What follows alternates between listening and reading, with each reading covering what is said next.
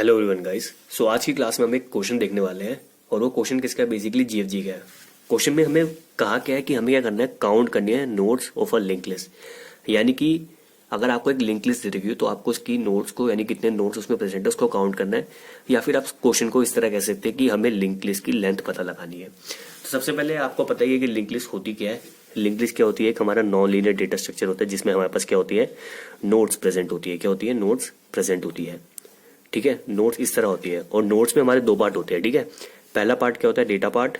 अगर मैं इस नोट की बात करूँ, ठीक है, तो इसमें क्या होता है, पहला पार्ट जो हमारा होता है वो होता है डेटा पार्ट। सेकंड पार्ट होता है वो क्या होता है, pointer to the next node. ठीक है, यानी कि यहाँ पे हमारी डेटा वैल्यू स्टोर होती है और ये जो पार्ट होता है ये क्या करता है, पॉइंट करता है नेक्स्ट नोट को।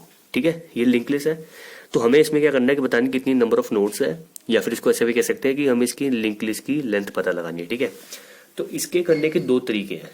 दो तरीके मतलब कैसे, पहला तरीका क्या है कि आप आइटरेटिव वे से करो। कौन सा, आइटरेटिव वे से। आइटरेटिव वे मतलब कि या तो आप फॉर लूप लगा लो, वाइल लूप लगा लो। ठीक है, लूप लगा के कर सकते हो। एंड इसकी जो सेकंड वे है, सेकंड वे इसका क्या है, सिंपल आप रिकर्सिव वे से यूज करो।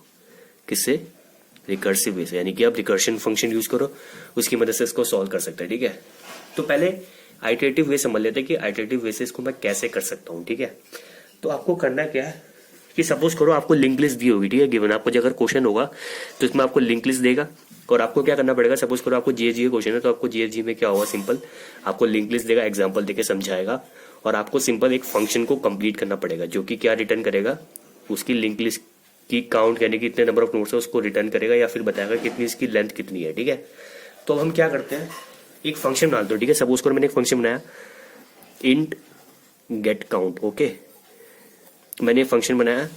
ठीक है, और सपोज करो मेरे पास एक स्ट्रक्चर मेरे को गिवन होगा। ठीक है, स्ट्रक्चर चलो मैं बना लेता हूँ। ठीक है, मैंने स्ट्रक्चर बनाया स्ट्रक्ट टाइप का, उसका नाम रख दिया नोड।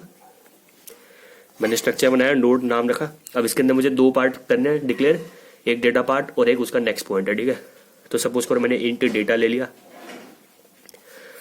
और मैंने नोड सपोज करो एक नेक्स्ट पॉइंटर ले लिया। ठीक है, ये स्ट्रक्चर बन गया मेरा। ठीक है, गेट काउंट। अब मैं क्या करता हूँ, इसकी हेड पॉइंटर ले लेता हूँ। ठीक है, हेड पॉइंटर ले लिया, सपोज करो मैंने यहाँ पे बनाया फंक्शन के अंदर नोड। अब हेड पॉइंटर क्या होता है, हेड पॉइंटर ऐसा पॉइंटर होता है जो कि हमारी फर्स्ट नोड को पॉइंट करता है लिंक लिस्ट की। जैसे अगर ये मेरी लिंक लिस्ट है तो मेरा हेड पॉइंटर किस नोड को पॉइंट कर रहा होगा, इस वाली नोड को पॉइंट कर रहा होगा। ठीक है, हेड पॉइंटर। ठीक है, तो अब हम क्या करते हैं, देखो पहला जो केस बनेगा, पहला केस क्या हो सकता है कि हमारी लिंक लिस्ट में कोई भी नोड प्रेजेंट ना हो। ठीक है, तो उसके लिए मैं क्या बोलूंगा, if head equal to null. इसका मतलब समझ आया आपको, क्योंकि बेसिकली अगर हमारे पास कोई लिंक लिस्ट गिवन होगी तो जो हमारा हेड पॉइंटर होगा वो किसको पॉइंट करेगा, हमारी फर्स्ट नोड को पॉइंट करेगा। और इस कंडीशन का मतलब क्या है कि जो हेड पॉइंटर है वो किसको पॉइंट कर रहा है, नल को, यानी कि हमारी इस समय कोई भी नोड प्रेजेंट नहीं है। तो अगर हमारी कोई भी नोड प्रेजेंट नहीं होगी तो ऑब्वियस सी बात है कि उसमें नंबर ऑफ नोड्स कितनी होगी, जीरो, या फिर कह सकते हैं उसकी लेंथ कितनी होगी, जीरो। तो मैं इस केस में क्या रिटर्न कर दूंगा, जीरो को रिटर्न कर दूंगा। समझ रहे हो ना आप। ठीक है, जीरो को रिटर्न कर दिया। अब मैं इससे जब इफ से बाहर आऊंगा, इसका मतलब क्या है कि उसमें एटलीस्ट एक नोड तो प्रेजेंट है ही। ठीक है, क्योंकि अगर एक भी नोड प्रेजेंट नहीं होती तो इस कंडीशन में आके पहली वो हमें जीरो रिटर्न कर देगा। ठीक है, तो अगर एक ना एक नोड अगर प्रेजेंट होगी, ठीक है, तो उसके लिए मैं क्या करता हूं, देखो मैं एक वेरिएबल लेता हूँ सी, इसको जीरो डिक्लेयर करता हूँ। यानी कि बेसिकली मैंने सी वेरिएबल इसलिए लिया जो कि क्या करेगा, हमारी जो हमारी नोट्स है उनको काउंट करेगा। क्या करेगा, नोट्स को काउंट करेगा। उसको मैंने इनिशियल वैल्यू क्या दे दी, जीरो दे दी।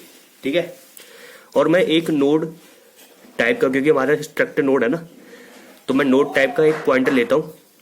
ठीक है, और वो उसका नाम दे दिया ए, उसको मैं कर देता हूँ हेड।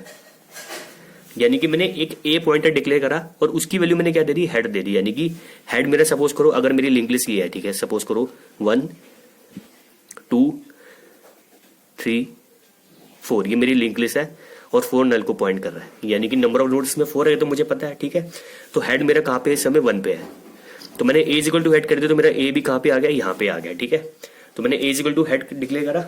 ठीक है, अब मैं क्या करता हूँ, मैं करता हूँ वाइल, यानी कि मैं इसमें आइटरेटिव वे यूज कर रहा हूँ, या फिर कह सकते हैं मैं इसमें आइटरेशन लगा रहा हूँ। ठीक है, मैं कहता हूँ while a not equal to null, यानी कि मैंने वाइल लूप लगाई जिसकी मैंने कंडीशन रख दी, यानी कि जब तक मेरा ए पॉइंटर नल नहीं हो जाता क्या, जब तक मेरा ए पॉइंटर नल नहीं हो जाता तो मैं क्या करता हूँ, सी की वैल्यू को इंक्रीमेंट करूंगा और ए को एक एक स्टेप आगे बढ़ाता रहूंगा। अब मैं आपको एक्सप्लेन करता हूँ, देखो क्या होगा क्या इसमें। देखो सपोज करो पहला केस जो हम चेक करेंगे, ए की वैल्यू क्या, इनिशियल हेड, यानी कि ए अभी किस नोड को पॉइंट कर रहा है, इस 1 वाली नोड को पॉइंट कर रहा है, ठीक है।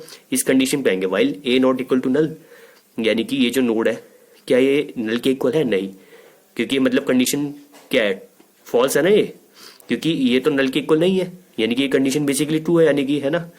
तो हम अंदर आ गए, क्या होगी, सी की वैल्यू इंक्रीमेंट हो जाएगी, सी 0 था तो इंक्रीमेंट होगी, सी की वैल्यू कितनी होगी, अभी फिलहाल हो गई 1, और ए की वैल्यू भी क्या हो गई, एक आगे बढ़ गई, a equal to a of next. इसका मतलब ये हुआ कि मैंने ए पॉइंटर को एक स्टेप आगे मूव कर दिया, ठीक है।